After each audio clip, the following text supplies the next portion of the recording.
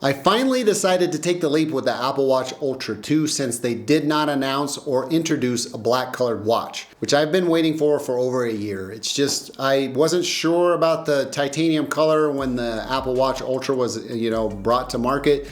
And I thought I would hold out for one more year to see if they would bring a darker colored titanium to their lineup, but they didn't do that. So I just went feet first into this and hopefully it works out. I don't fit the typical adventurer profile that Apple often portrays in its ads for the Ultra line, but I am no slouch when it comes to being active. I'm just active in different ways. There's no desert running, mountain hiking or biking, or deep sea diving for me. I'm just a regular gym guy and a do almost anything around the house dad, and that's just my profile. Nonetheless, I've decided to give the Apple Watch Ultra 2 a chance since I've had my Series 6 aluminum since its release. Before that, I had a shattered Series 4 that I broke, and I just haven't seen a reason to upgrade to the Apple Watch Ultra yet. And here was a perfect time for that since I've had the Series 6 for, 3 years now? And here we go. With that being said, I want to take an opportunity to talk about the Apple Watch and the value of long-term ownership, especially when it comes to Apple's trade-in program when you consider the Apple Watch specifically. In a tech world where frequent upgrades seem to be the norm, I found that there is significant value not upgrading the Apple Watch every single year. Instead, I've preferred to kind of maximize the life of my devices, and the return on the investment in doing so is simply more appealing to me because, for my Apple Watch Series 6, for example, they're giving me about $120 for it, offering a pretty competitive trade-in value, particularly when you've owned your device from 2 to 3 years. This aligns with my approach, and it allows me to get the most out of my current device while still having an option to trade it in when I decide to upgrade. I think their trade-in program is pretty fair in consideration to what you could sell it for on your own. The truth is, while Apple consistently introduces new features and improvements with each iteration of their products, their year-over-year advancements in the Apple Watch technology or the platform itself may not always warrant an immediate upgrade for everyone. For everyday users who are not on the cutting edge of extreme sports or other specialized activities, or a YouTube content creator or reviewer, the gains in performance and features from one model year to the next may not be substantial enough to justify the expense of an annual upgrade. So keep that in mind. Their trade-in program, again, was pretty generous to me, and it may be for you as well. By keeping my Apple Watch for a longer duration, I can thoroughly enjoy and benefit from the device's capabilities while making a more economical choice in the long run and spend my money on iPhone upgrades every year. This approach aligns with a sustainable and financially responsible mindset, as I am not only maximizing the value of my device, but also reducing electronic waste by trading in my device that will eventually make its way back onto the certified refurbished store that Apple has. And I do a lot of shopping there because you get pretty substantial discounts, and the devices you get are pretty much brand new. Speaking of refurbished, I'd keep an eye out there, as I can imagine the original Apple Watch Ultra will be making an appearance there soon and will be at a much more appealing price point. And the Apple Watch Ultra is really, really great. I've seen a lot of reviewers out there talking about how awesome it still is, even in comparison to the Ultra 2. There's minor upgrades to the Ultra 2. And if you can get an Apple Watch Ultra on the refurbished store for the discounted rate that they're gonna price it at, I'd say go for it. So while it's tempting to stay on the constant upgrade treadmill, I found that there is a sense of satisfaction and a financial prudence in holding on to my Apple Watch for a few years, knowing that I can still leverage Apple's trade-in program when the time comes for me to upgrade, and it's worked out perfectly for me in this instance. Ultimately, you know what's going on with you, and you know how your finances work, so make the best decision for you. I'm just trying to offer you some perspective on why it is that I've decided to upgrade so late, considering that I am a YouTube content creator that is pretty much on the bleeding edge with a lot of products. And to all my military veteran followers and watchers out there, keep in mind Apple offers a veterans discount, and all you have to do is verify yourself using the ID Me login, and you can get a pretty substantial discount. I did that and I took advantage of it. And that works on the refurbished store as well, so keep that in mind. Let me interject here for a second. Are you enjoying this content? If you are, feel free to hit that thumbs up down below. It really helps my channel out and helps me out. But only hit it if you like this video or are enjoying the content that you're watching right now. Back to the video. Let me start by talking about the design and most importantly, the display.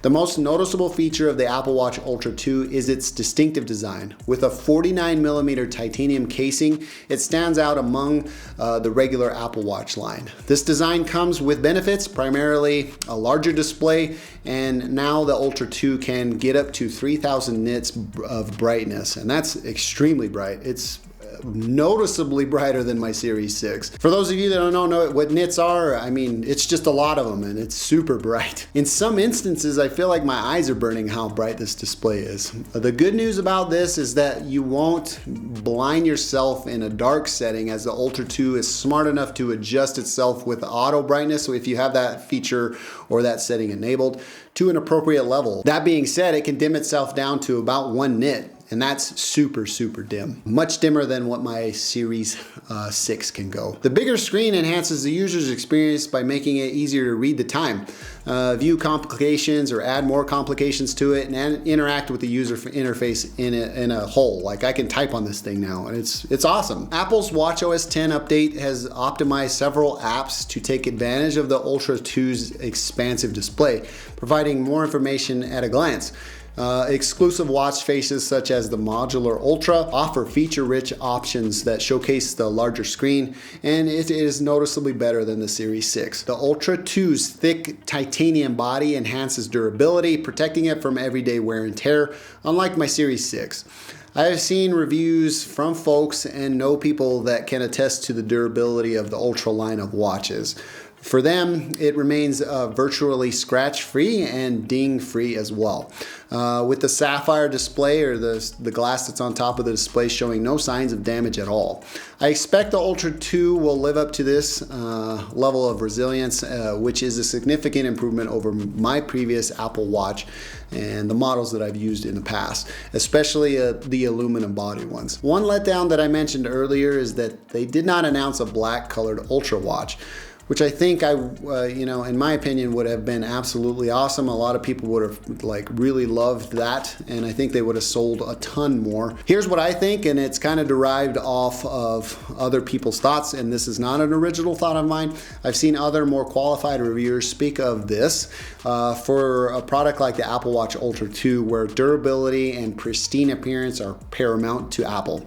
Apple chose to maintain the natural titanium finish for that reason. This not only preserves the inherent durability of the material, but also eliminates concern about the color fading or mismatching appearances due to scratches or dings. So that's probably why we didn't get a black Apple Watch Ultra 2. All right, moving on to bands for a brief moment. I initially had some concerns with compatibility with regular Apple Watch bands because I really like the perforated Nike watch bands. Those aren't valid concerns. I shouldn't even have had to worry about it. You can search on YouTube and see people trying them on and whatnot, because all appropriately sized existing Apple Watch bands look good on the Ultra 2. Most bands designed for earlier models fit and look great on the Ultra 2, which is a nice versatility addition to personalization options that you have with the Ultra or Ultra 2. In addition to that, Nomad Goods makes a fantastic sport band that I am rocking right now. And I love this thing. It looks freaking clean. One of the most compelling features of the Apple Watch Ultra 2 and the Ultra is its exceptional battery life. It lasts up to 2 days on a single charge, even with heavy usage, making it ideal for extended periods without access to a charger. This extended battery life not only enhances daily use, but also alleviates any battery anxiety users may have. And that being said, you can trust your Ultra or Ultra 2 to keep up with you when you need it the most. It opens the door to sleep monitoring as well, but that's not something I would ever do or am even interested in. Can you imagine having this giant block of titanium on your wrist while you sleep? I'd wake up with a black eye or a cut forehead because, this type of motion in bed, freaking knock myself out. As I am editing this video, I realized that I didn't really speak on the battery life of the Apple Watch Ultra 2 in too much detail. I think I can offer a little bit more substance to that. The battery life on this thing is great in comparison to my Series 6. I hoped one day that the Apple Watch will get to where you can have it on for a week without having to charge it. But for right now, I'm getting about 3 days of battery life out of this thing, and that's when I take this thing off at night, put it on my nightstand and don't charge it. And that just runs me through about 3 days of usage. So hopefully this adds a little bit more insight to the Apple Watch Ultra 2's battery life in my usage. Before I move to close this video out, one notable enhancement that sets the Apple Watch Ultra 2 and Series 9 apart from its predecessors is the S9 System in Package, or SIP. As Apple would say, this silicone represents a significant bump in terms of performance, but I think the Series 8 and the S8 are just as capable. But they are driving towards more efficiency and overall user experience when it comes to previous models. And with that being said, the S9 SIP integrates a host of cutting-edge technologies, including a more powerful CPU and GPU, improved energy management, and an enhanced AI capability. These enhancements translate into a faster, more responsive user interface. I can notice the difference between the Ultra 2 and my Series 6. I don't know if that statement stands true on the previous Ultra or the Series 8 or whatnot. I'm just speaking off my experience. Whether I'm launching apps or tracking my workouts or just simply navigating through the watch's features, to me the S9 SIP is noticeably improved over my last watch, and it is much more fluid. Apple says the S9 SIP has advanced AI capabilities that will contribute to or are contributing to them now and enhance user experience, which enables them to more accurately track health, sleep, and their fitness. With that, the Ultra 2 leverages the technology to provide real-time data and insights, so that's neat. I mean, Apple's health app is pretty nice, and I've used it for quite some time to track my health data, and I really like it. This will help you achieve your health goals more efficiently and more effectively as well. Additionally, the S9 SIP enhances connectivity, offering on-device Siri processing, faster data transfer speeds for downloading your music for offline mode, or a more reliable wireless communication if you plan on using the cellular service on the Ultra 2. I don't.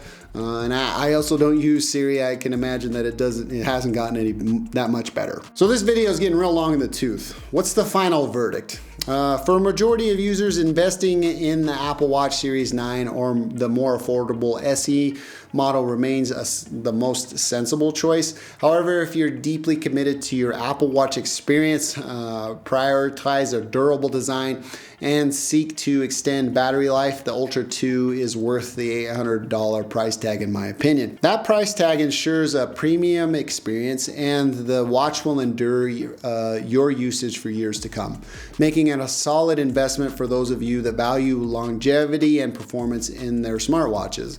I mean, I'm out there doing dad things, fixing stuff around the house, painting, digging holes and whatnot, and this thing stands up to, I'm looking forward to this thing standing up to the dents and dings that my Series 6 have succumbed to. Another thing I want to talk about, and I'm not necessarily in some gym clothes right now, is the Apple Watch's design and its thickness. I find sometimes that when I'm working out and bench pressing or doing push-ups or anything like that, that the little angle or the protective body or the casing on the Apple Watch Ultra 2 kind of pokes into my hand. Here's a closer example. If it's too far forward on my wrist and I go into a push-up position, the housing pokes into my hand here. One solution to this is just to flip the casing around, but I find that I've gotten so used to the buttons being on this side with my index finger and making adjustments with it that I'd rather just deal with kind of pulling it up on my wrist, and then that kind of handles the problem. So that is something that you should be cognizant of with the Apple Watch Ultra if you're coming from a regular series type of Apple Watch. It's an annoying little thing, but I mean, that's something that I have to highlight because this thing is driven towards fitness and exercise. That being said, if you're interested in pricing and availability, I'll leave it linked in the description. Full disclosure, some of those are my affiliate links, so shopping through them helps support content creation here on this channel, and I really appreciate it if you do shop through those links because they cost you nothing in addition to your orders that you place through them. I don't have anything else to disclose. I bought this watch with the support that you guys provide here on this channel by shopping through my affiliate links, watching my videos, liking them, sharing them, and all that type of stuff. So I really appreciate it. thank you for that. Well, that about does it for me in this one. If you enjoyed this video, please feel free to give me a thumbs up. If you didn't, you know what to do. Thank you for taking the time to watch. I'm Tomas, and I'll catch you in the next one.